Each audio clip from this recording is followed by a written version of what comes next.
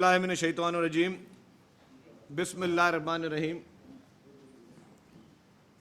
رمضان کے بابرکت مہینے میں آپ تمام صحافی بھائی آئے ہیں روزے میں، آپ سب کا شکریہ۔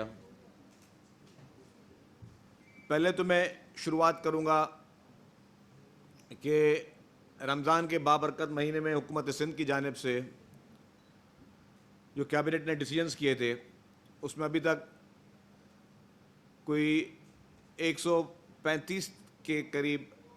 بچت بازار سندھ بھر کے مختلف اضلاعوں میں اور تحصیلوں میں لگائے جا چکے ہیں، جس میں ڈپٹی کمشنرز اور اسسٹنٹ کمشنرز اور جو متعلقہ ادارہ ہے اس میں فوڈ ڈپارٹمنٹ اور باقی ڈپارٹمنٹس کے لوگ جو ہے وہ خود اس کو مانیٹر کر رہے ہیں، اور حکومت کی پوری کوشش ہے کہ ان پرائس کو کنٹرول کیا جا سکے۔ اس کے بعد جو ایک اور کمٹمنٹ حکومت سندھ کی جانب سے کی گئی تھی کہ 78 لاکھ خاندانوں کو حکومت سندھ کی جانب سے سستے آٹا جو ہے وہ فراہم کیا جائے گا۔ اس 78 لاکھ خاندانوں کا ڈیٹا، اس میں 23 لاکھ خاندانوں کا ڈیٹا اس وقت حبیب بینک کے پاس ریڈی ہے، باقی وہ ڈیٹا انہوں نے ایک ہفتے کا ٹائم مانگا ہے،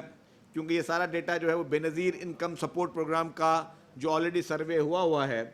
اس میں سندھ کے 78 لاکھ خاندانوں کو جو ہے وہ آٹے کی سبسڈی کی مد میں پیسے دیے جائیں گے تاکہ لوگ جو ہے ان پیسوں سے اپنا سامان یہ خرید سکیں۔ تو ان دونوں جو پروجیکٹ سندھ حکومت نے کی، جس میں میں نے کہا کہ 15.5 ارب روپے سے زیادہ رقم جو ہے سندھ حکومت اس سبسڈی کی مد میں خرچ کر رہی ہے،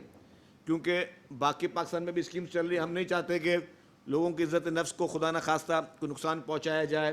یا لوگ جو ہے کسی بھگدڑ میں جا کے آٹا خریدیں، اور وہاں پہ جس طرح رپورٹس آ رہی ہیں تو سندھ حکومت نے بڑا محتاط ہو کے اس طرح کہا ہے کہ جی وہ پیسے ان کے کارڈ میں آئے، پھر ان کی مرضی ہے کس اسٹور سے جا کے خریدنا چاہیں،